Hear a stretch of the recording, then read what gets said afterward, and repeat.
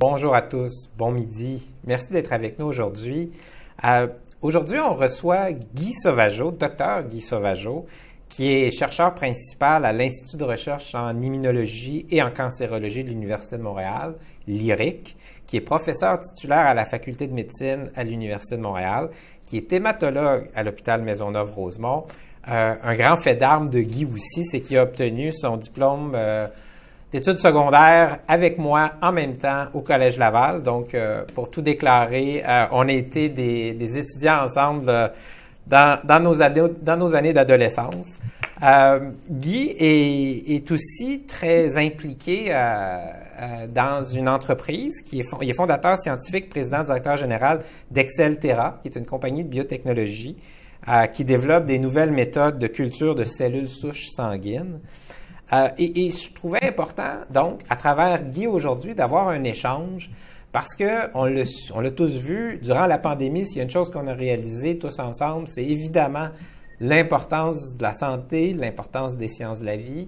On l'a réalisé parce que on cherchait des vaccins, parce qu'on cherchait des traitements, parce qu'on s'est tous mis à vouloir comprendre comment ça marche un virus, c'est quoi un variant, qu'est-ce qu'ont les déterminants de santé, éventuellement les vaccins. C'est fou comment on s'est posé des questions, tout le monde. Mais il y a une réalité aussi, c'est que les gouvernements se sont aussi posé la question comment est notre secteur des sciences de la vie, comment on devrait le soutenir, quelle vision on va avoir dans l'avenir. Et donc, c'était particulièrement intéressant d'avoir Guy aujourd'hui, qui est non seulement un professeur, un chercheur, qui a fondé un institut, qui a une entreprise aussi liée à de la recherche en santé et qu'on pourrait échanger sur l'état de la situation actuelle et comment on devrait envisager ces décisions qu'on va prendre ensemble sur le renforcement de tout notre écosystème des sciences de la vie aujourd'hui. Donc, on va commencer. C'est un échange aujourd'hui et Guy, je me disais, peut-être pour ouvrir la discussion, quelque chose d'un peu personnel.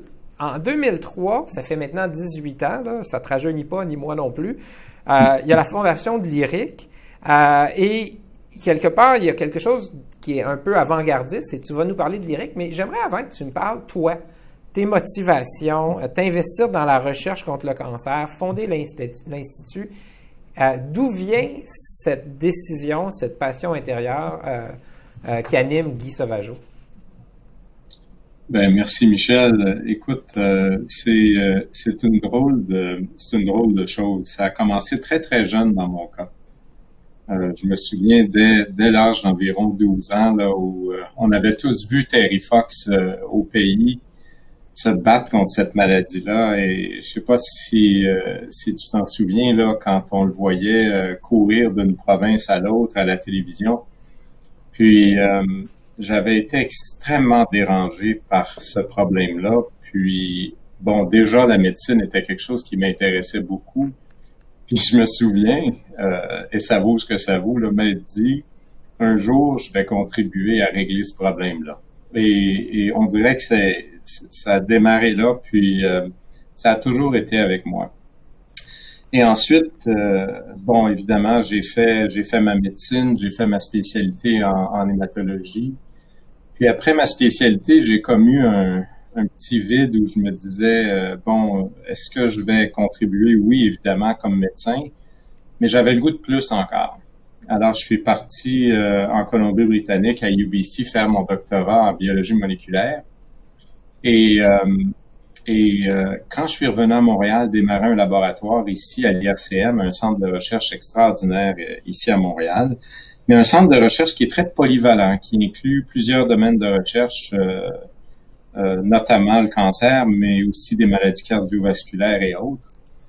Et je te dirais, Michel, après 7-8 ans, les choses allaient bien, j'aimais beaucoup ça, mais je fais souvent analogie à un avion qu'on construit. Je réalisais que je travaillais sur le train d'atterrissage et que j'étais rendu avec un excellent train d'atterrissage. Mais est-ce que je m'étais rapproché de mon but de l'âge de 12 ans de vraiment être capable d'avoir un impact sur les patients que je voyais d'ailleurs une fois par semaine et que je continue de voir? Et je me suis questionné. J'avais alors 39 ans. Puis, j'ai approché des gens ici à l'université, puis on en reparlera. Puis c'est là que l'idée a littéralement jailli de dire, faisons un centre qui va être capable de passer de la découverte aux patients. Et quand tu commences ça, quand tu pars ça, j'imagine que dès le départ, il y a ta vision, tu dis passer de la découverte, de la recherche jusqu'au patient. J'imagine que tu vois aussi comment ça va se faire avec le milieu. Il y a des entreprises, il y a souvent des collaborations parce que les entreprises ont dans le fond, des priorités de recherche elles aussi. Peut-être parler aussi comment tu as vu ça dès le départ, la relation entre le milieu de la recherche académique, l'Institut, et l'écosystème d'affaires, l'écosystème des entreprises autour. Comment tu as abordé ça? Bien, en fait, quand on est jeune chercheur, et là, j'avais peut-être 8 ans de fait dans ma carrière à ce moment-là, là. Quand on est jeune chercheur, on est, comme je dis souvent, très concentré sur nos petites affaires nous-mêmes. Et tu sais, pour plusieurs d'entre nous, les chercheurs, on avait ou on a, surtout en début de carrière, un certain snobisme par rapport à tout ce milieu-là. On regarde ça un peu de haut, puis nous, on est pur, on est académique, Et c'est beaucoup plus tard que j'ai réalisé l'importance du milieu des affaires et de toute l'industrie biopharmaceutique dans la poursuite de ce rêve-là. Mais j'irais en amont de ça, si tu me permets, Michel, puis je te dirais que la chose la plus critique dans tout ça, c'était d'avoir une université à Montréal, et on a plusieurs grandes universités de recherche à Montréal, c'était de convaincre une université d'embarquer dans un projet comme ça, parce que développer un centre de recherche, on parle pas de dizaines de millions, on est plus dans l'autre ordre de grandeur. On parle de recruter des gens partout dans le monde qui vont adhérer à un projet, alors qu'on a juste un stationnement à leur montrer quand ils viennent nous visiter. Et je te dirais que l'équipe en place à ce moment-là, qui était l'équipe du recteur Robert Lacroix, a été incroyable à croire à ce projet-là. Je pense que tu les as bien connus toi-même. Et ils ont convaincu beaucoup de paliers de gouvernement de partir des programmes qui ont été extrêmement importants pour nous, qu'on a exploité pour démarrer ce centre-là, notamment le programme des chaires de recherche du Canada, qui a été extrêmement important, qui nous a permis de recruter la moitié des gens qu'on a recrutés, et le programme de la Fondation canadienne pour l'innovation, qui, lui, nous a permis d'aller chercher, sur une base compétitive, la majorité de notre parc technologique. Et on voit déjà là, d'ores et déjà, l'importance d'une infrastructure universitaire, puis je vais en parler certainement plus, mais aussi l'importance d'une ville qui est capable d'attirer parmi les meilleurs au monde des gens qui sont ouverts à venir travailler au sein d'une ville attrayante, tant du point de vue universitaire que du point de vue financier, que du point de vue du monde des affaires et culturel. Parce que rappelons-nous que les chercheurs ne sont pas juste des bêtes de laboratoire, ils ont des vies aussi. Puis, on dépend tellement de recrutement international dans un domaine comme ça qu'on doit avoir une ville qui est intéressante aussi, là. Guy, à travers le temps, l'Institut a probablement touché, je ne sais pas quel nombre, mais en tout cas une multitude de projets de recherche ou d'axes de recherche. Il y a des constantes à travers le temps.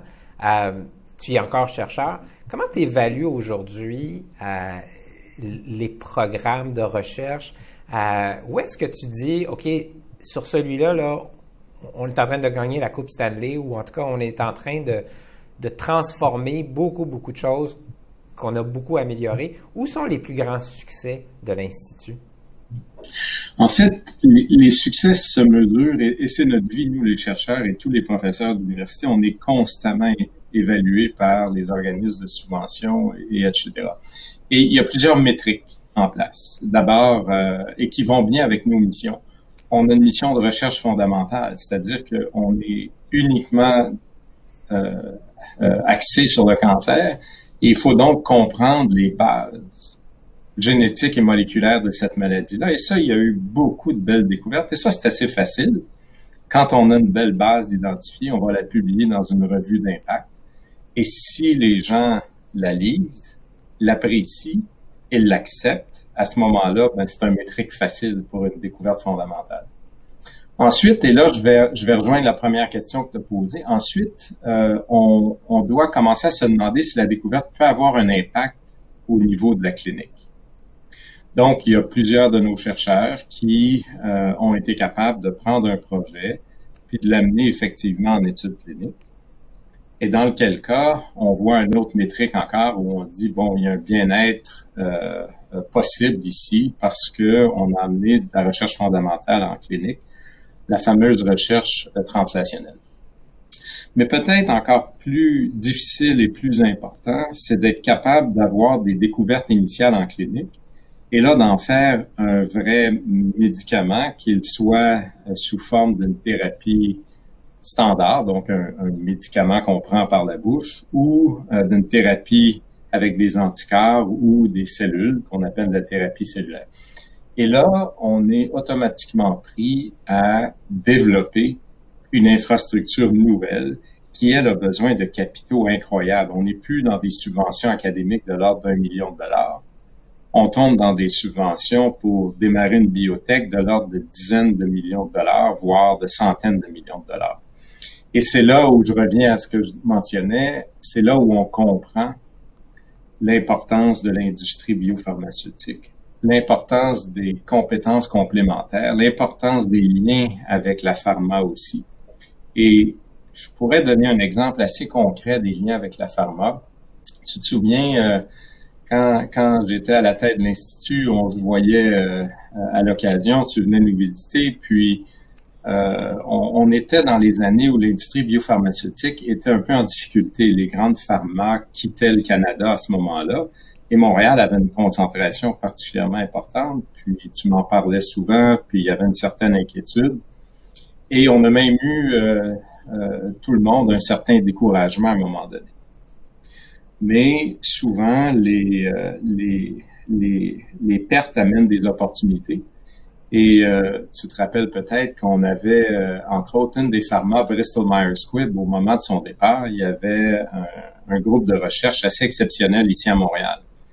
Et avec Anne Marigny, qui était là à ce moment-là, et Michel Bouvier, qui était le lien critique pour notre centre ici, les deux étaient venus me voir, puis ils discutaient, on pourrait démarrer toute une plateforme de découverte du médicament en milieu académique. Et ça, c'était effectivement en lien avec nos objectifs. C'est juste qu'on y avait jamais vraiment pensé parce qu'on associait plus ça à la pharma qu'au monde académique.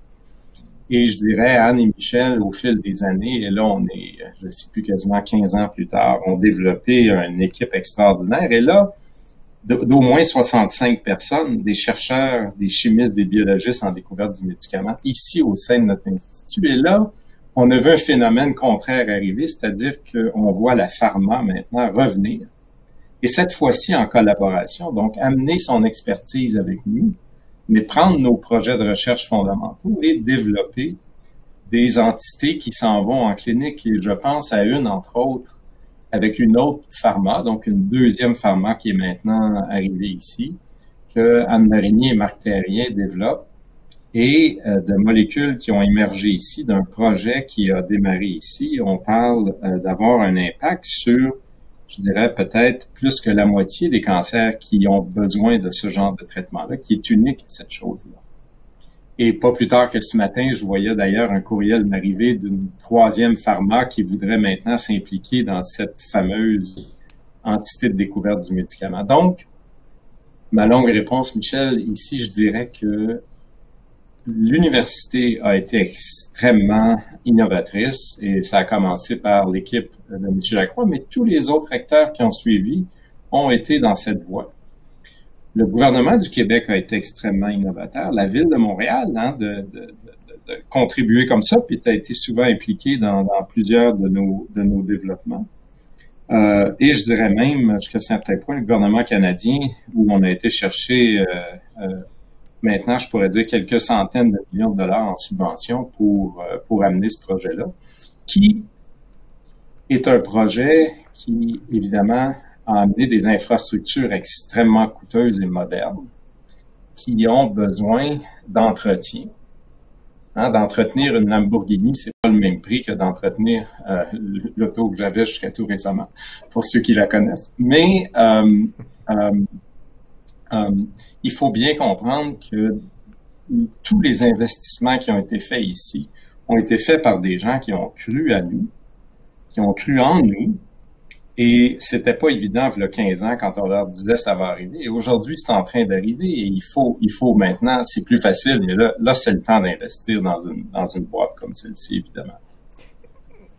On va revenir sur...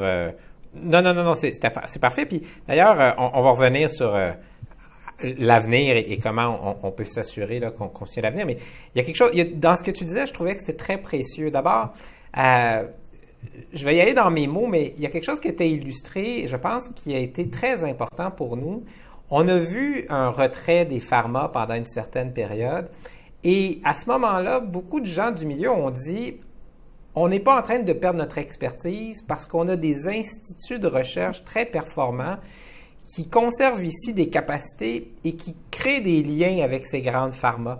Et tu l'as très bien illustré, ce que ça a voulu dire durant cette période-là, c'est-à-dire que d'autres centres, on peut penser à l'Institut de cardiologie, on peut penser à tous ces centres comme le tien, qui ont réussi à maintenir ici de l'expertise, à aller de l'avant avec des programmes et éventuellement, comme tu le dis si bien, les pharma, le milieu, les entreprises ont reconnu la qualité, ont voulu en profiter et continuent de vouloir le faire. Donc ça, à mon avis, c'est très porteur parce que ça témoigne de la valeur de l'investissement public dans ces centres de recherche-là comme étant des leviers pour faire du développement économique, ce qui est évidemment en complément du développement de solutions de santé, mais c'est très important.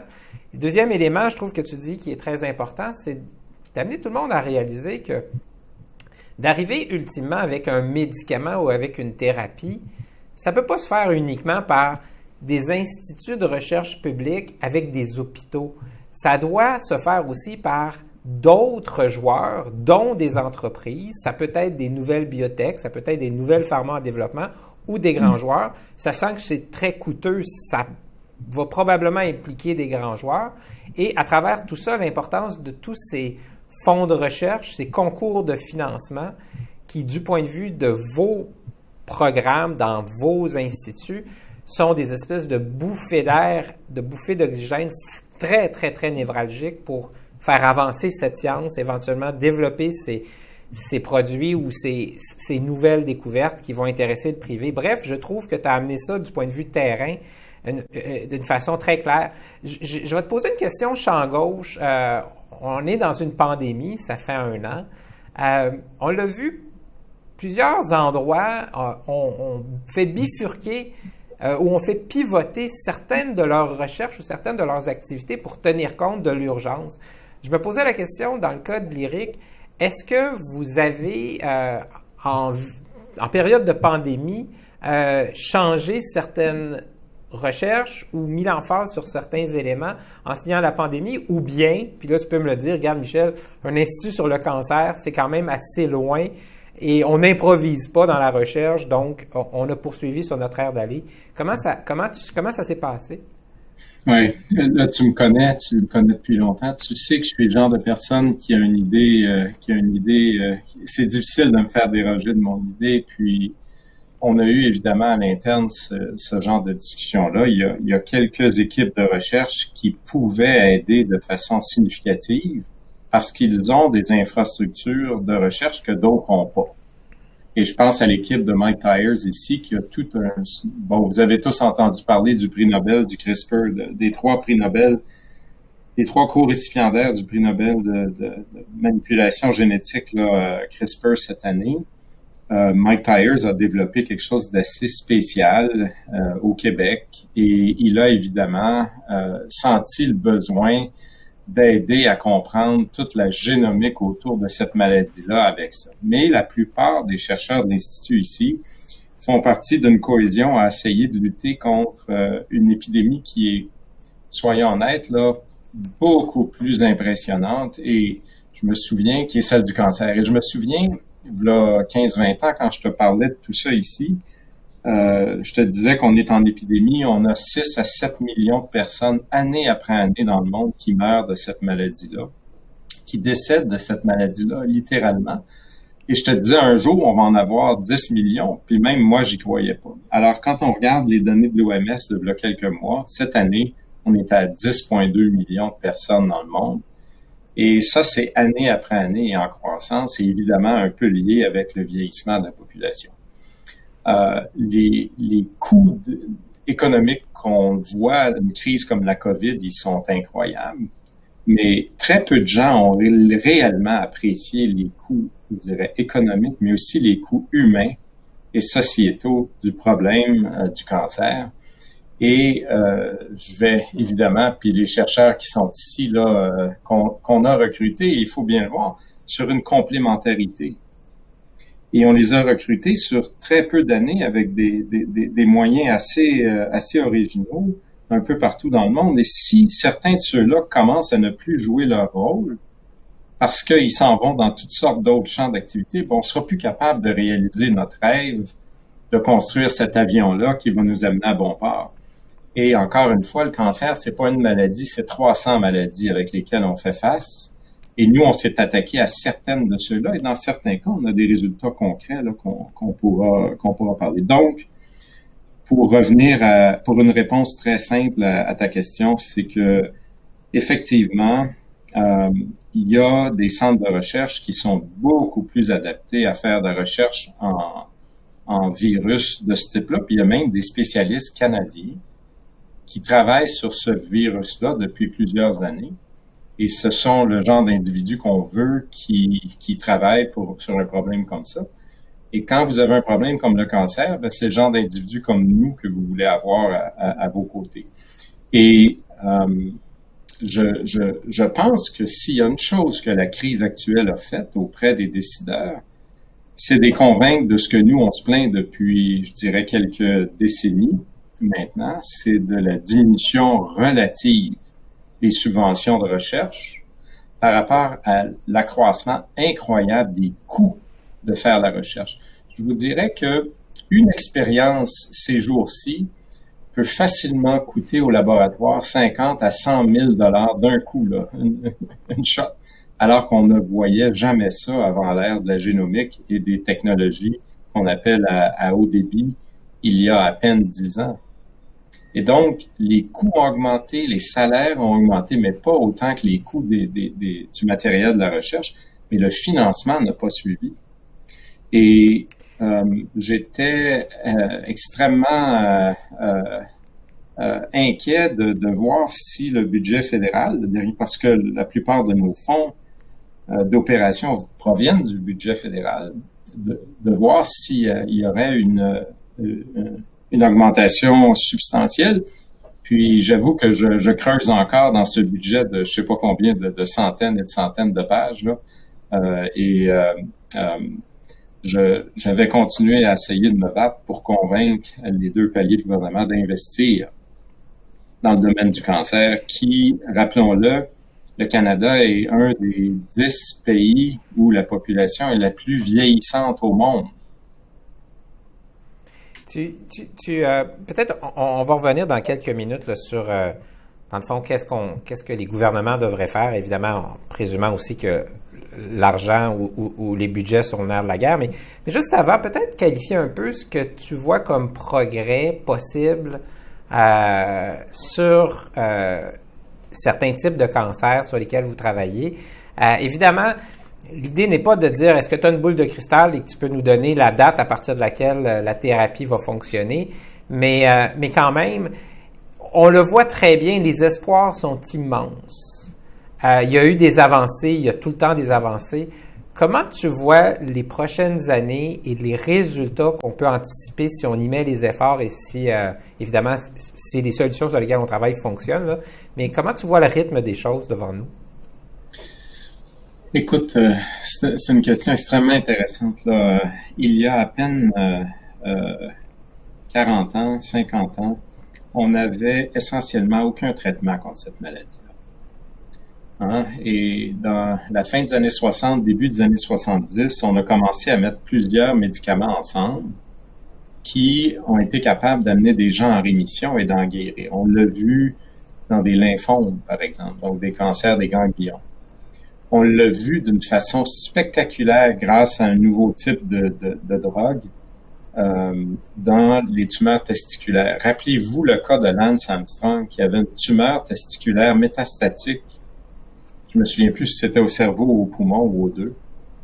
Et il est sorti non seulement d'une chimiothérapie, et pour ceux qui nous écoutent, qui ont déjà vécu ou vu quelqu'un passer au travers d'une thérapie pour un cancer du testicule, c'est pas rien. Mais maintenant, on guérit une proportion extrêmement impressionnante de ces tumeurs-là, des gens qui avaient des tumeurs métastatiques au cerveau. Puis de là jusqu'à aller après gagner, je pense, 5 Tours de France, c'est quand même quelque chose. On a vu, par exemple, le cancer du sein passer de moments où on faisait des chirurgies extensives. Je ne sais pas si vous vous rappelez, avec des femmes qui se retrouvaient avec des bras considérables causés par des dommages aux vaisseaux lymphatiques de la chirurgie, avec maintenant des taux de succès qui sont beaucoup mieux. On a vu certaines leucémies qui sont particulièrement le domaine qui m'intéresse, certaines leucémies où on avait 0% de cure, après 80% de cure dans certains cas chez l'enfant, et malheureusement toujours autour de 25% de cure chez l'adulte. On a vu les premiers jours vers le début des années 90, milieu des années 90, de thérapies ciblées, c'est-à-dire des thérapies qui s'attaquaient spécifiquement aux anomalies moléculaires du cancer. Et une des premières était pour une maladie qui s'appelle la leucémie myéloïde chronique. C'était des gens qu'on voyait, nous, en clinique, les hématologues, qui venaient nous voir avec un cancer qui était essentiellement non guérissable à part une greffe de cellules souches hématopoïétiques. Et maintenant, c'est un cancer qu'on traite avec une pilule une fois par jour et la plupart des gens, 10-20 ans plus tard, sont en rémission et sans maladie. Et cette entité-là a été l'exemple qui a permis de comprendre que si on s'attaquait spécifiquement aux anomalies moléculaires du cancer, on arriverait à l'éliminer un par un. Maintenant, j'ai mentionné tantôt qu'il y a environ 300 types de cancers différents. Je dirais, sans l'avoir trop réfléchi, là, qu'on a peut-être 1000 à 1500 anomalies moléculaires qui sont maintenant connues dans cette maladie-là. Et là, le moment est arrivé pour développer 1000 à 1500 thérapies spécifiques pour les gens qui ont ces maladies-là. Bref, on va y arriver de façon asymétrique, mais on est en train d'y arriver. Et les 20 dernières années, la plupart des chercheurs comme nous et comme d'autres ici à Montréal et ailleurs dans le monde se sont concentrés à identifier ces anomalies-là. Grâce en particulier aux nouvelles approches de omics, que ce soit de la génomique, de la protéomique, grâce aux nouvelles approches comme le CRISPR et d'autres, qui nous ont permis d'y arriver. Et je dirais que on a essentiellement, mais pas complètement, complété la découverte le travail qui mène à la découverte des anomalies qui causent le cancer, et d'où le positionnement extrêmement privilégié d'un centre comme le nôtre maintenant, qui lui est équipé, comme pas beaucoup d'autres au monde, à développer des thérapies spécifiques en lien avec des partenaires pharmaceutiques contre ces maladies-là. Mais Michel, c'est un par un, une thérapie à la fois, comme ce que j'ai mentionné de Marc Terrien tantôt. Il est avec Anne Marinier sur une de ces 1500 anomalies-là. C'est juste que celle-là se retrouve dans peut-être 50% du cancer. Mais le cancer ne se guérit pas avec une drogue. Elle se guérit avec 2 et parfois 3 et parfois 4 drogues. Je m'arrête là. Je sais pas si c'était clair ou si ouais. je me suis Non, c'est intéressant. C'est intéressant parce que, dans le fond, on veut financer des solutions. C'est intéressant de démontrer à quel point, quand on s'y met, et évidemment, ben, ça prend des chercheurs, ça prend tout un environnement. Tu le disais, les expériences coûtent de plus en plus cher. Ben, on y arrive. Et là, je voudrais, il nous reste un peu de temps. Je voudrais qu'on regarde là, qu'est-ce qu'on doit faire à partir de maintenant. Si on regarde là, du point de vue, puis pensons au gouvernement à ce moment-ci. Si on regarde à Québec, on a un ministre du Développement économique, Pierre Fitzgibbon, qui a longtemps travaillé dans le domaine des sciences de la vie. qui lui-même dit qu'il veut, d'un point de vue économique, réinvestir, renforcer le secteur. On a un ministre de la Santé qui vient des milieux économiques et je pense qu'au-delà de la pandémie, il voit très clairement les avantages à ce qu'on renforce aussi tout l'écosystème. Donc, on a les deux ministres, je pense, qui sont bien alignés. Si on pense au niveau fédéral, François-Philippe Champagne, c'est un ministre du Québec et je l'ai entendu parler beaucoup d'innovation et de l'importance du domaine des sciences de la vie. Toi, tu disais tantôt, moi, je regarde le budget de lundi, puis je vois pas nécessairement facilement les sommes additionnelles. Alors, parlons-en. Non, mais parlons-en. Donc, première étape, tu dis, si on est sérieux, il faut que les budgets là, tiennent compte de l'évolution des coûts et il faut qu'on mette en place des mécanismes de financement qui vont évoluer dans le temps. On fait ça par des fonds subventionnaires, on fait ça par des budgets de dotation pour les instituts de recherche. Comment on fait ça dans les prochaines années? Voilà une question extrêmement importante et tout dépend du genre de focus qu'on veut se donner comme société. Et je pense que on s'est aperçu d'une crise avec la COVID, c'est que nos scientifiques sont importants. Partout au Canada, partout au Québec, partout dans le monde. Ces gens-là sont en lien étroit les uns avec les autres et ils vont aller chercher les collaborations nécessaires à faire leur recherche. Maintenant, je pense que chaque pays doit s'attaquer à la recherche qui est la plus susceptible de lui donner des bénéfices. Je m'explique. Si je suis au Japon, j'ai tout avantage à travailler sur le cancer de l'estomac parce que c'est un cancer prévalent au Japon et la population en souffre beaucoup. Et évidemment, les experts mondiaux en clinique, mais aussi en recherche, vont avoir tendance à se concentrer là. Et quand on a toute une chaîne qui est en place, de la recherche fondamentale à la clinique qui peut faire le travail, alors tu comprends bien que c'est très avantageux.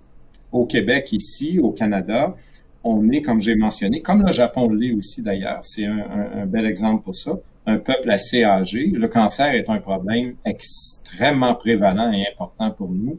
Et j'ai même écrit un petit document que j'ai soumis au gouvernement du Canada il y a quelques années sur l'importance d'investir massivement dans ce problème-là et de créer un Institut national du cancer au Canada qui ne dépend pas de fonds privés, mais bien un institut public, comme l'avait fait Nixon, rappelez-vous, quand il a créé le NCI américain. Pourquoi? Parce qu'on va être frappé, si on ne fait rien, par une épidémie de cancer sans précédent dans ce pays-ci dans les 20 prochaines années. Et on est toujours pareil, on est plutôt réactif que proactif. On attend une crise comme la COVID avant de réagir. Bref, je pense que le cancer, et là je prêche pour ma paroisse parce que j'y crois vraiment, est une maladie extrêmement prévalente ici. Il y a certains cancers, j'ai pas besoin de les nommer, qui affligent les Québécois et les Canadiens plus que d'autres peuples dans le monde. Et pour moi, ça serait une solution importante. Le deuxième point, Michel, sont les infrastructures de recherche. D'avoir un centre comme on a développé ici à l'IRIC, qui a des infrastructures qui sont vraiment uniques. C'est quelque chose qui prend du temps à développer. C'est pas juste une question d'argent, c'est une question d'expertise, d'aller chercher les gens au monde qui sont capables de maintenir, de développer ces infrastructures-là. Ça, c'est primordial.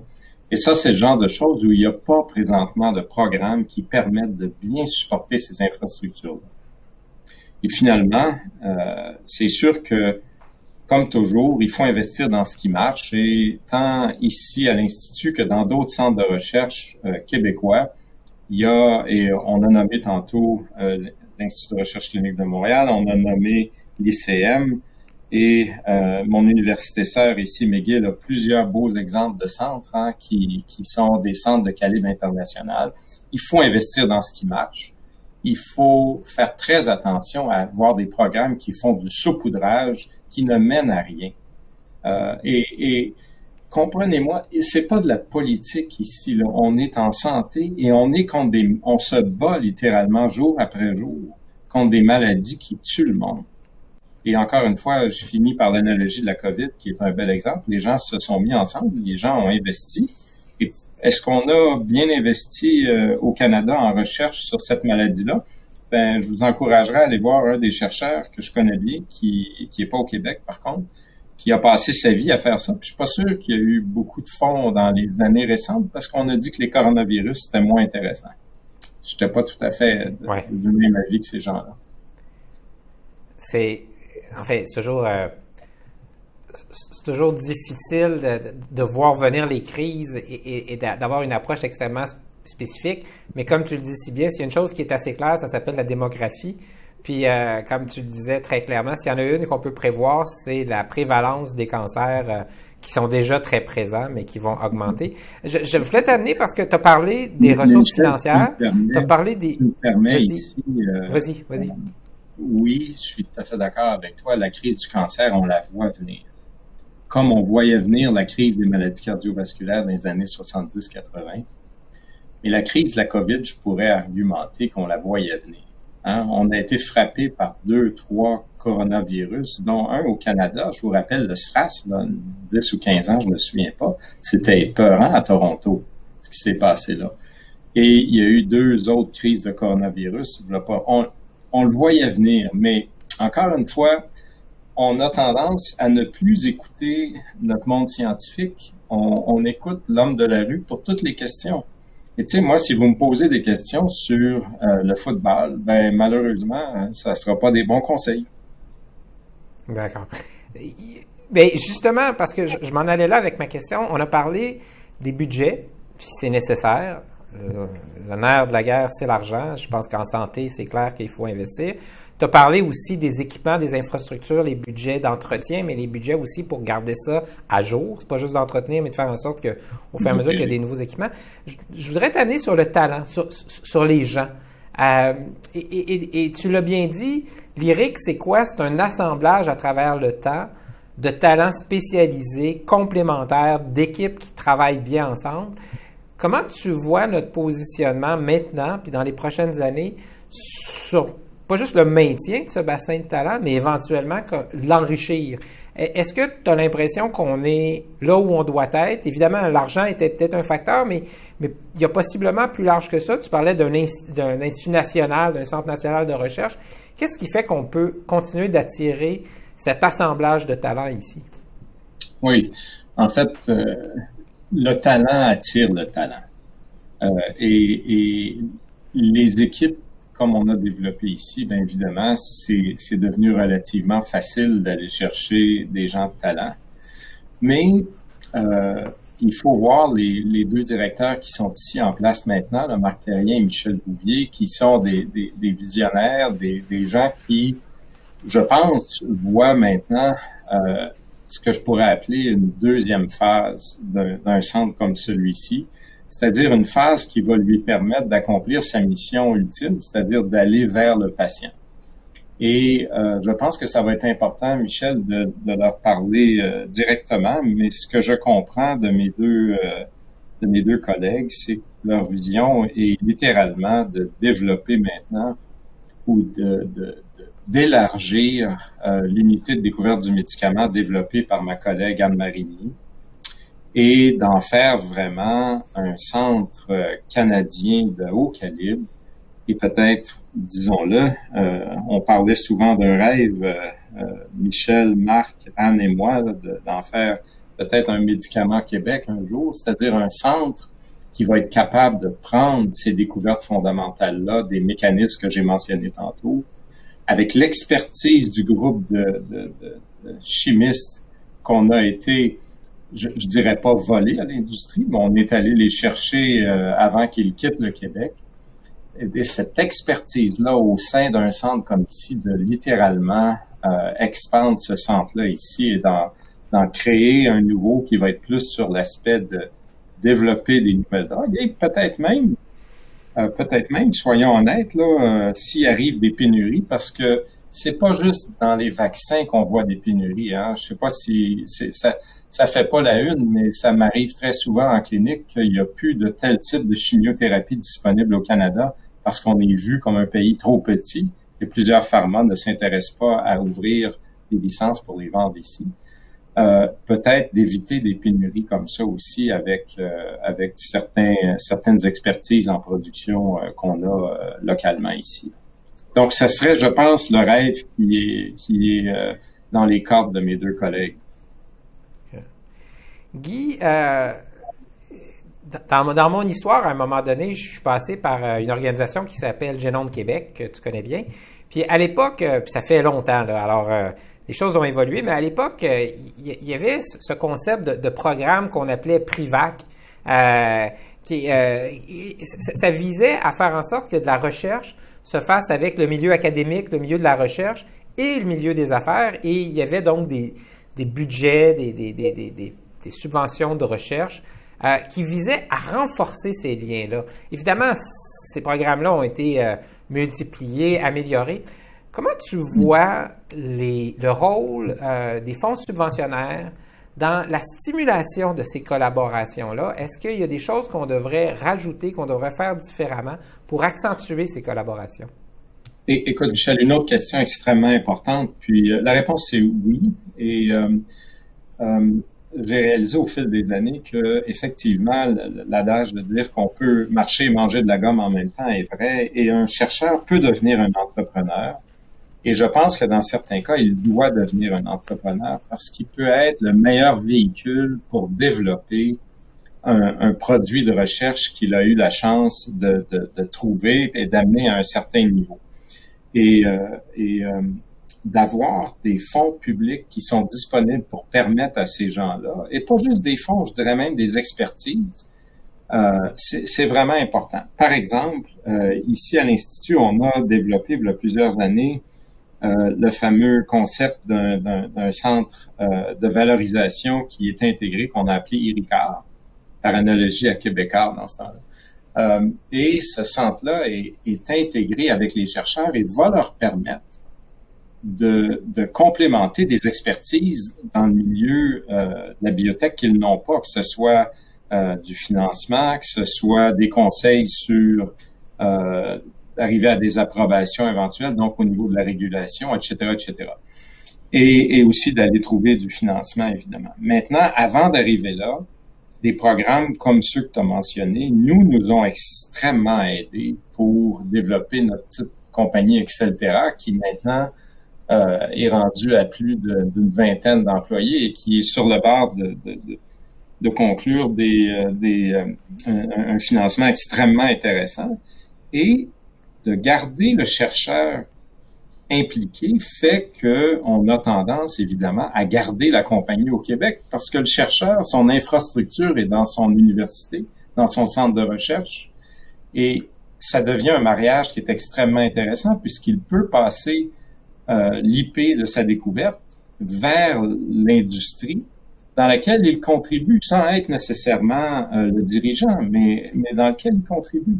Et ça, je pense que c'est quelque chose d'extrêmement prometteur et je dirais que depuis 5 à 10 ans, c'est développé pas juste au Québec, mais si vous allez dans les grandes universités américaines maintenant, c'est presque rendu l'ultime d'une promotion à Harvard d'un chercheur. Est-ce qu'il a réussi à démarrer sa biotech? Et ça, s'il y a une place où on est faible, et M. Fitzgibbon le saurait mieux que moi, au Québec et au Canada par rapport aux États-Unis, c'est justement dans cette innovation-là. C'est de passer de la découverte vers la biotech et l'industrie éventuellement. Donc, tout ce qu'on pourrait faire, Michel, pour aider, je pense que ça va être extrêmement bienvenu. Mais la terre est fertile. C'est bien accepté maintenant dans le milieu académique que de faire ça, c'est pas vu comme ouf, c'est un step down, mais c'est plutôt vu maintenant comme un step up. Il faut l'encourager au Québec et au Canada, évidemment. Je trouve que c'est extrêmement intéressant de conclure là-dessus parce que tu le dis, je pense, c'est très juste. Je me souviens d'une époque où on déplorait le fait que pour un universitaire, un chercheur de haut calibre, partir son projet entrepreneurial, c'était presque vu comme étant une distraction à la limite inutile, puis dans le pire des cas, c'était même une distraction qui faisait en sorte qu'il arrêtait de vraiment contribuer. Or, aujourd'hui, je pense qu'on a suffisamment de cas qui nous démontrent à quel point ça peut être riche. Riche pour lui comme chercheur, riche pour la société, riche pour l'économie autour, qu'on ait cette émergence d'entreprises. Et tu le dis bien, dans une optique aussi, appelons-le nationaliste économique, de pouvoir penser que ça contribue à garder ici de la propriété intellectuelle ou la valeur de cette propriété intellectuelle et éventuellement d'alimenter notre écosystème économique. Guy, j'ai beaucoup apprécié nos échanges. Moi, je vais dire, quand je disais à des gens qu'on allait se parler, je disais, vous allez voir, Guy est capable de parler simple, il est capable de parler accessible, même s'il fait de la recherche de pointe et de la recherche extrêmement sophistiquée, et même si le sujet qu'on aborde aujourd'hui, c'est un sujet qui est complexe, parce qu'on parle de gros sous, on parle de politique publique, on parle d'une trajectoire de recherche où c'est pas simple. Tu disais, les solutions au cancer, c'est 1, 2, 3, 4 médicaments ou 4 thérapies. Les attentes sont énormes. Donc, les besoins vont non seulement être présents dans le futur, mais sont déjà là. Bref, il y a toutes sortes de raisons pour dire qu'on doit en parler davantage, on doit en parler concrètement, et on va suivre ça parce que les gouvernements lancent des signaux qu'ils vont agir, qu'ils veulent agir, et là, il faut que les bonnes décisions se prennent et qu'elles se prennent bientôt. Donc, je te remercie encore une fois, beaucoup. Et pour ceux qui nous écoutent, je veux juste vous dire que si ça vous intéresse, le 30 avril, donc dans quelques jours, nous aurons avec nous Jean-Marc Arbeau. Jean-Marc Arbeau, c'est le président et chef de la direction de CDPQ Infra. Et on va parler du REM, le fameux REM de l'Est, dont on parle beaucoup. Donc, c'est dans quelques jours, le 30 avril. Donc, encore une fois, merci beaucoup. Merci Guy. Merci à vous d'avoir été des nôtres et à bientôt. Merci Michel.